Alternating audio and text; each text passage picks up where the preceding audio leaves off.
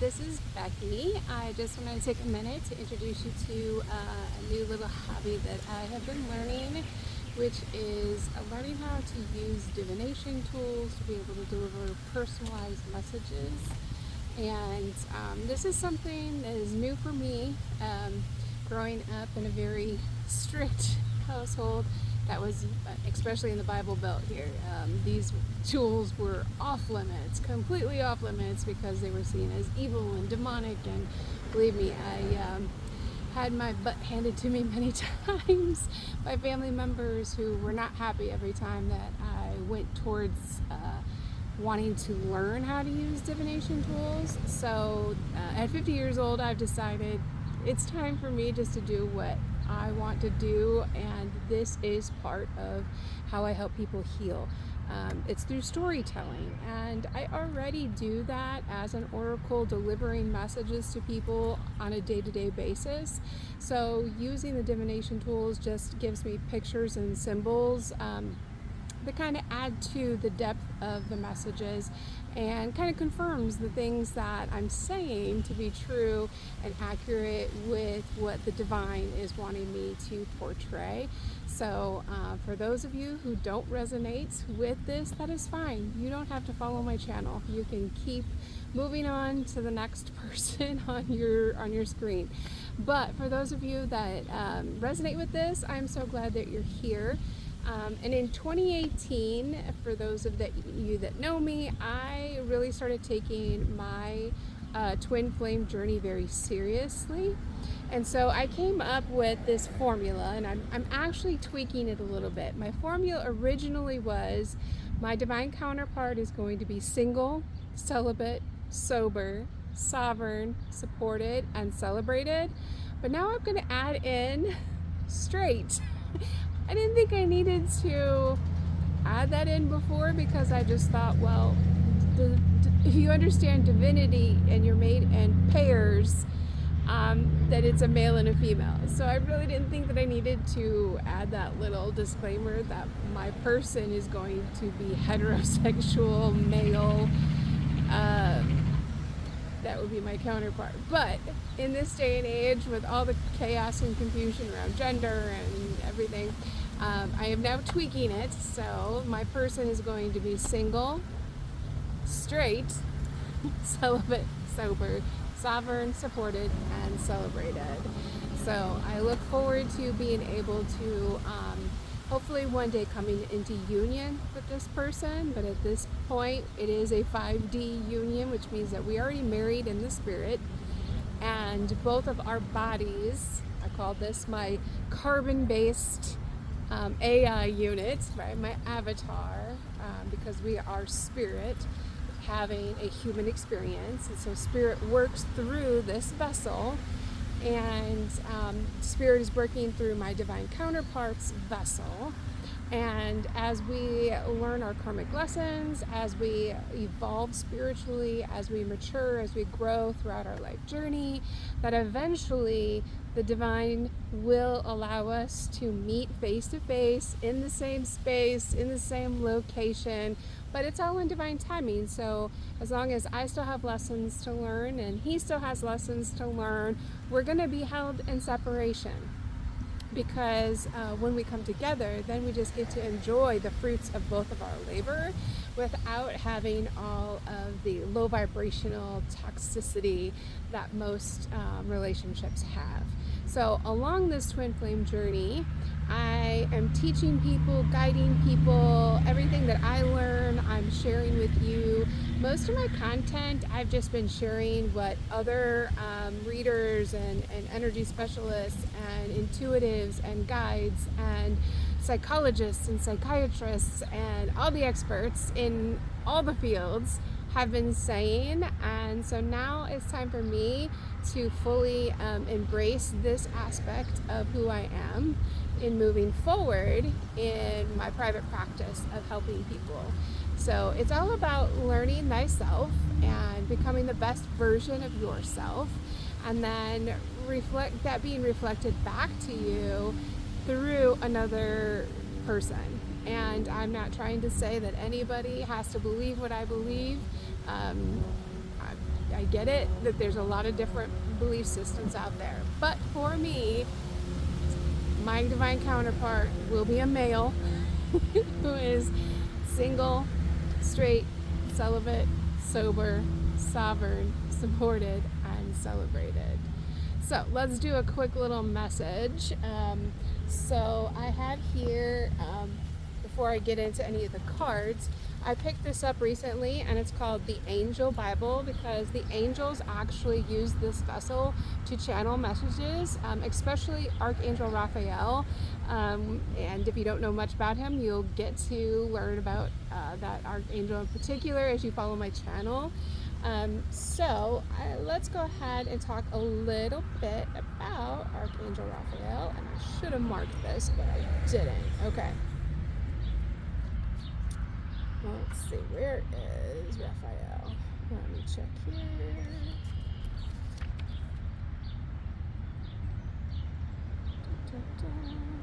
The directory, page 44. I'm just so grateful for your patience as I evolve myself openly and honestly and authentically in front of an audience. Okay, no, that talks about the levels of heaven. Those are the rankings. Their powers. Elementals. Oh my goodness, where is he? Okay. That's Uriel. Gabriel. Jophiel. Here we go, Raphael. So for Angel Raphael, he is known as the Green Ray. It's the color he represents, this angel, is emerald green, and I know I keep saying he. Take genders as you will. I just have always associated the male. So I know it's a little weird that I'm a female, but if you ever get to know me, my energy is very masculine. My form, my shape, my human self is very feminine, but my energy is very masculine, so that's why I've always said he for Archangel Raphael. The focus for this archangel is healing and harmony, and the chakra that Archangel Raphael really embodies is the heart chakra. And it's the element of air, and it balances the expressed as unconditional love for ourselves and others. So the fourth of the visible rainbow spectrum, the green ray, influences the heart chakra on the physical level, which is our 3D, third dimensional plane. And it is the transmuting ray for the third eye chakra, which is in the fourth dimension. It is the fifth spiritual ray and is perceived as a shimmering emerald green, like the best quality faceted emerald crystals. Archangel Raphael is the healing aspect of the Lord. He is known as the physician of the angelic realm, the divine healer for healing ourselves and for helping to find the inner guidance, love, compassion, balance, and inspiration to heal others. Raphael is one of the 7 ruling angels or princes. He is one of only 3 angels recognized by the Christian Church. So it's not sacrilege that I'm delivering messages from Archangel Raphael. I am not demonic or evil. This is legit. So he, along with Michael and Gabriel, those are the only 3 that are acknowledged by the Christian Church. He is also known as the chief of the guardian angels and the patron of travelers. He is often depicted carrying a caduceus, I'm not sure I'm saying that right, or as a pilgrim carrying a staff in one hand and a bowl of healing balm in the other. As overlighting angel of healing, Archangel Raphael has the capacity to guide us in all our healing work, whether orthodox or complementary.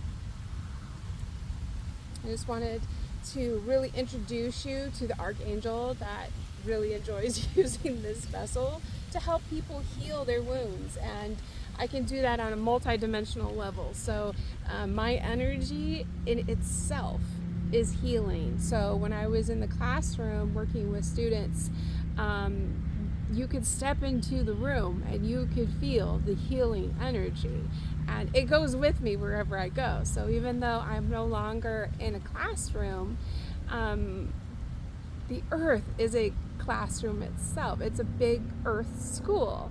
So all I did was step outside of being restricted into four walls and having, students that were being forced to sit in my little square cubicle on the planet, and became a grid worker 3 years ago when I sold my house and invested in myself and created this business to be outside of a building.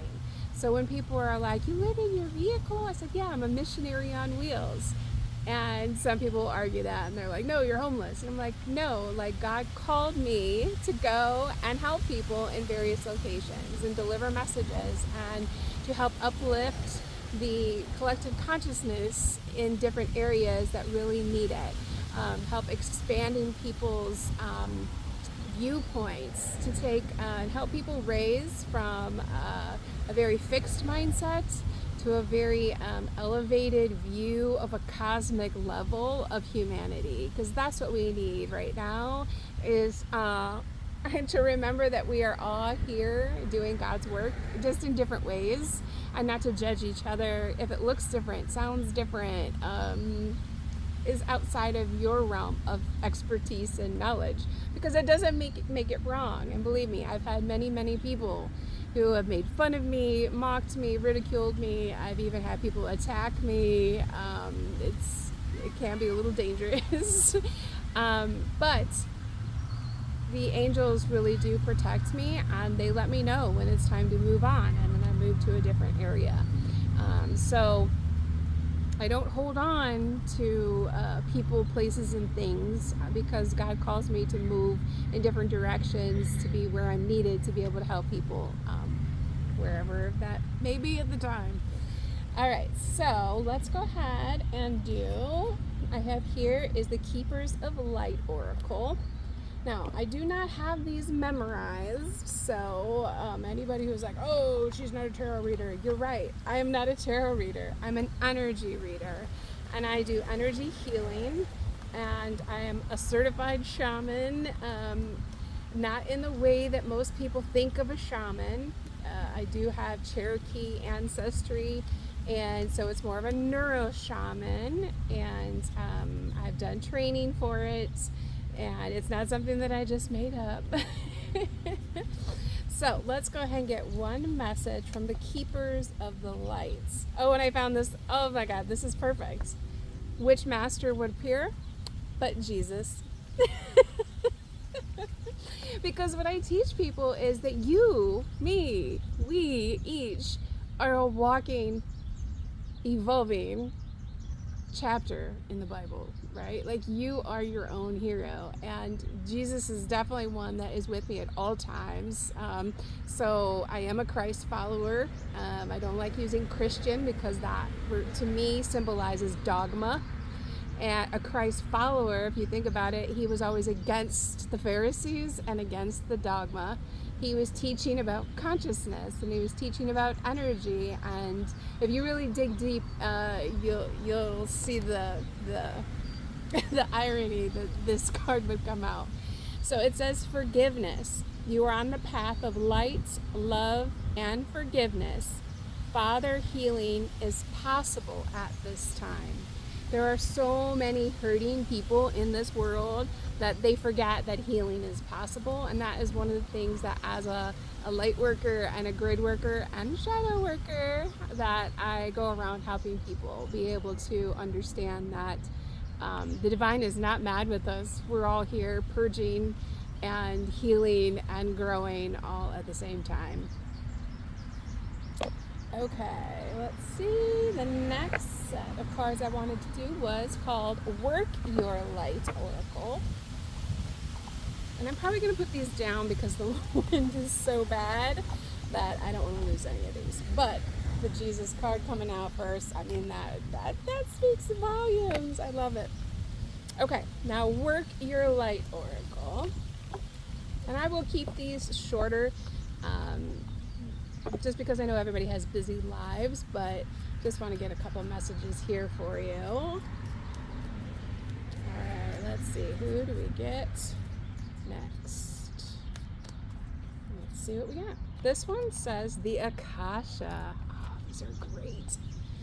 So the Akashic Records is what I can tap into. So that's in the ethers, and so then I can tap into the Akashic Records, and I use that for guidance, so that way I am divinely guided. Now, some people will get upset because they'll be like, oh, she's just mean, she doesn't want to talk to me, I don't like her. No, I am divinely guided on who I'm supposed to talk to, when I'm supposed to talk to them, and how I'm supposed to talk with them. So not everybody gets this same version of this vessel, right?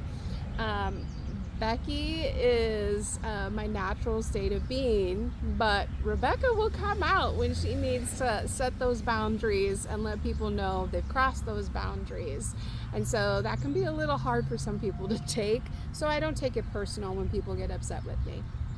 There's only one of me and 8 billion other people on the planet, and I can't make everybody happy. In fact, if I made everybody happy, then I'd be making myself miserable. So I don't aim to make everybody happy. But what I am hoping to do is to draw in people that are like-minded, who's resonate with my soul and what I'm trying to accomplish, and that are willing to support me on my mission, and then I will have reciprocity and support them and their mission, and that we would grow this network and this community together, so that way in the dark times we have each other to be able to lift each other up and remind each other that we're not alone. But I think it's awesome that this goes with Jesus, that I am divinely guided. The message that I give are all in alignment with what is divinely orchestrated for people. So when I give you a message, it's not that I'm trying to tell you what to do or boss you around. I'm just saying, listen, this is what the divine's telling me. Now you can take that information and you do with it what you want, but don't shoot the messenger. All right, let's do a couple. Oh, here we go.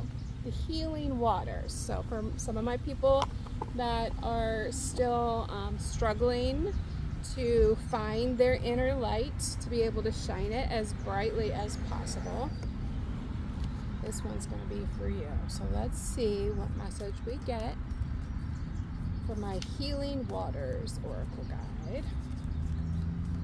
And we're all at different stages of healing, and every day is different. There are some days where I have my down days. For those of you that don't know, I was told when I was 27 that I'd end up in a wheelchair because of my spine. I remember at least 3 times that it's been fractured. Like I said, not everybody has been kind to me.